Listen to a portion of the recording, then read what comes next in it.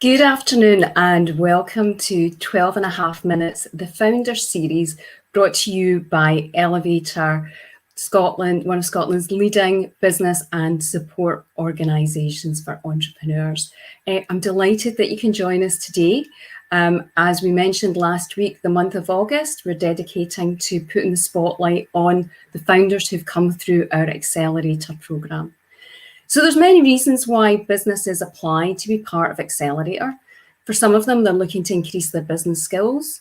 Many are looking to build a team, but an awful lot of people are looking at how they can make themselves investor ready. And raising funding for any new start business or scale up business is absolutely vital. So that's why I'm delighted today to be joined by alumni from one of our Accelerator programs who's been through that journey and has some amazing advice to tell and share with all of you today. So I'm delighted to welcome Michael Carr, co-founder and director of Dundee tech business GoRoadie. Hi, Kat. Good to see you. How are you? Yeah, really good, thank you. Yeah, thank you for having me. It's a pleasure, and you've had a lockdown haircut as well, as we all have. Yeah. Finally, getting back to normal, sort of, I guess.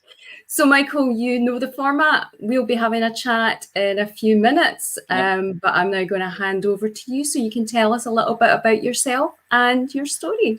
Sure. So, my name is Michael Carr, the co-founder of GoRoadie, which I founded with my business partner, Barry White. And my story starts when I was really passionate about video games when I was younger, and something I was really wanting to get into is building video games. So I went to Abertay University in Dundee, which was renowned for building video games and designing games, and I started my career doing that. And then quickly went on to work at Real Time Worlds, which was a huge video games company in Dundee back in 2008. So I worked there for 2 years, and I was really thankful for the teams that I worked with there, because luckily the teams I worked with were really passionate about agile development and Kanban and product development. And so at the very start of my career, I was reading books about lean startup back in 2010 at the very cusp of when that was becoming popular. So that kind of shaped me as in my interest in product development. So all the way through my career, when I moved to go to Sony down south, and then ended up working at other startups, I was always really passionate about building with the lean mindset written by Eric Ries, and that stayed with me. And I always wanted to work in those with those ideas and those experimentations and rapid development methodologies. So in 2013, I met Barry, and we worked together for many years, and we worked really well together. And at one point, one of our mutual friends approached us and asked us, he was a driving instructor, and asked us, could we build him a website to get him some more business? And we thought, yeah, we can absolutely do that. But we really wanted to scratch that itch of, how do we build something using these latest techniques, all these techniques that we're reading about and we're not really getting to do during our day job? And we thought, well, maybe rather than just building him a website, can we build a system for other driving instructors to get more business? So we did a bunch of market research on the industry, and to our surprise, there wasn't a product out there that was allowing learner drivers to search and compare and book their driving instructor. So we thought, hey, maybe we can go and build this. And so at nights and at weekends, we chipped away at building GoRoadie. And one strange day, I still remember it, we ended up getting our first booking from a student. We just turned Google Ads on one day, and a student came through and booked. And we were like, holy, like someone's actually using us to book their driving instructor. And then fast forward, I think a year after that, we monetized the service, and we were working at big corporations, and we thought we weren't really enjoying what we're doing during our day-to-day, and we thought, you know what, why don't we take a chance on this and go and see if we can make this a real business? And that's when we joined the Accelerator Programme in September 2018. And ever since then, it's been a crazy journey to where we are today, to get an investment and now launching in 5 locations. We're now looking at launching more locations, and our metrics are just improving month on month, even with COVID. And it's a really, really exciting time. Yeah.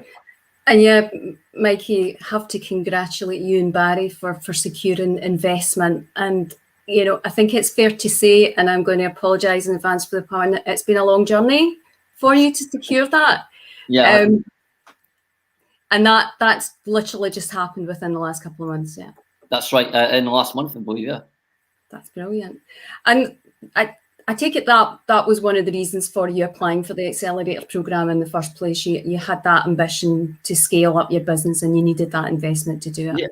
Yeah. Well, when you begin the startup, you hear all these stories. You're always hearing these stories of like you get investment, and so you always think that's the journey you have to go and take. And for some people it isn't, but for us, I think that's the journey we always want to take.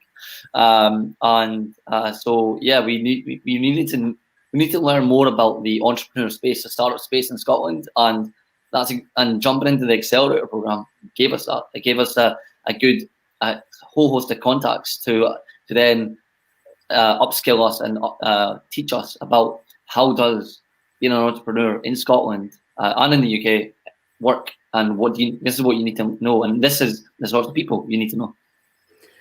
And how would you say your perspective changed on your view on how quickly it would take to secure investment from when you were pre-accelerator Mikey to Mikey as he stands now? Yeah, it's definitely changed massively. So I remember thinking pre-accelerator, we are going to we were revenue generating in one city, and we were making like hundreds of pounds a month, and we're like, that's it, we've made it, we're going to get investment immediately. And then post accelerator, it doesn't work like that. It works a lot slower than that. You have to prove key fundamentals to your business. You have to prove the key metrics, and because at the end of the day, these investors are taking a risk with their money. So you need to show them that your business is worth the risk, and you've thought of so many scenarios, and you've got the proof points that this business is likely to succeed. So for one, we were only in one location when we were thinking, oh, we'll get investment immediately. So after the accelerator, our first mission was we need to prove that we have repeatable processes to launch in more locations. That then de-risks the business. We then needed to show that when we launch in new locations, our revenue goes up. We also needed to prove that we had repeatable mechanisms to get instructors on board. So once we were able to prove, show investors, here's all our proof points of this is how the business operates, and we know how the business operates, then it becomes a lot easier. But at the start, we didn't know any of that. We were just like, we're generating revenue. Why wouldn't we get investment? That's how it works, is it not? But going through the accelerator, you'll learn, no, it's a business. It has to be, it's not a side project. It's not a fun little thing you're doing. This is a business. You need to show the key fundamentals that you've thought about the economic model, that it does work and it does scale. Yeah, and it's always a bit of a challenge, isn't it? Because unless you're an accountant, I suppose no one sets up in business to do all the figures and do all the numbers, but there's kind of no getting away from it. No, not at all. You know as well as anyone, Kat, how much I spent on a business plan. So I spent months on the business plan, and the part of that is going through the figures, profit and loss sheets, cash flow statements, and financial projections for the next 3-5 years. And I do not have a degree in finance, but I have to upskill myself. And a lot of entrepreneurs are going to have to do that. They're going to learn how to do all these skills and learn how important it is, because when you're going for investment, like I said, they want to de-risk it, and you're going to have to present these figures and this data to them, and you have to be right. Otherwise, they're going to pick it apart, and if there's flaws in it, then you lose credibility, and then if you lose credibility, you're unlikely to get investment. So you have to have a really detailed and thorough plan, and it has to be realistic as well. And I guess it also gave you that greater sense of control and confidence about where you were going, because you could measure your successes, you could see them come through. Tell me a wee bit more, Mikey, about your board, because I know that's something that you developed. You worked really hard on bringing the right people into the business. Tell us, not without going into details of the individuals, but you know the role that they played in helping you secure your investment. Yeah. So initially, we started with a board member who we knew previously from Barry and myself worked at Find My Past, which is a part of Bright Solid, and we knew an individual there. And at the very, very start of the whole journey, we actually approached him to just get some feedback. And as we took GoRoadie, and years passed, and as we took GoRoadie more seriously, we actually approached him again to say, hey, this is what we're doing. You interested in hearing what we're doing? Maybe give him some advice. And he was super passionate about it, and he really just wanted to get his teeth stuck into it.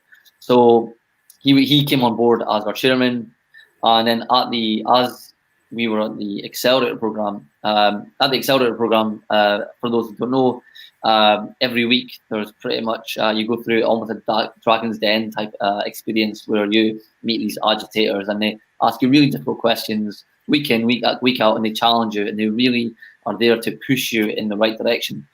And there was one agitator that we really clicked with, and it was just so thorough, and it's like and it's something that I knew I needed someone to question me on the details, and we just clicked with them very well. And so as we were making progress, we thought, can we make this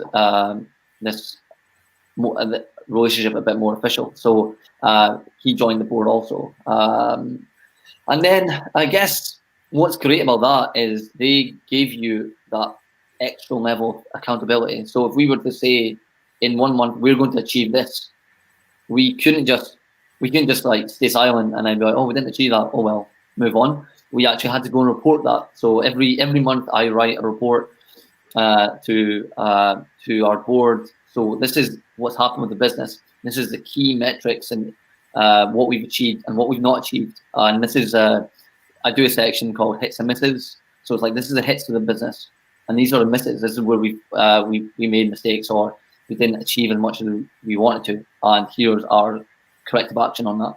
And by reporting that to the board, we sit down every month, we go through that, and they ask us 3 difficult questions. Why did this happen? What can you learn? And it's having those individuals there to keep you accountable is really, really important, because if you're just a founder by yourself, you're no one to answer to, or you're just 2 founders and you're not really answering to anyone else, then it's harder to keep that motivation and keep that drive. But I think having those individuals there really helps. Fantastic. As you see, our ticker tape's coming up, which means that we're running out of time, Michael. I can't believe it. It just flies past. So if we were to travel back in the DeLorean 2 years ago to the time you're just about to start the Accelerator Programme, and you could speak to Accelerator Mikey, what advice would you give him about his views on or his approach to raising investment? What would you say? So something that I was really nervous about initially was networking and going into like learning about the ecosystem. And one of the things that really helped us was we started going to networking events about investment. So we went to an event called the Startup Race in Edinburgh, and we tried to find events all over Scotland. And when we were more serious about it, we started really going to these events and putting ourselves out there and speaking to investors and getting feedback. We should have done that way sooner. So that's something that I actually, anyone who's looking for investment, get into networking, go to these events, speak to other investors, speak to founders, learn from their mistakes or their lessons. And we kept going for a really large amount of investment, whereas actually we needed to really prove the fundamentals of our business. So we have since went for a smaller amount, but that's actually given us so much freedom. And it's I guess don't be scared of going for a smaller amount to prove so much more now, so then you can achieve more in the future. And that's what we're doing. And I think we should have done that rather than going for I think we were trying to raise $500,000 almost, and then we raised something closer to 100,000.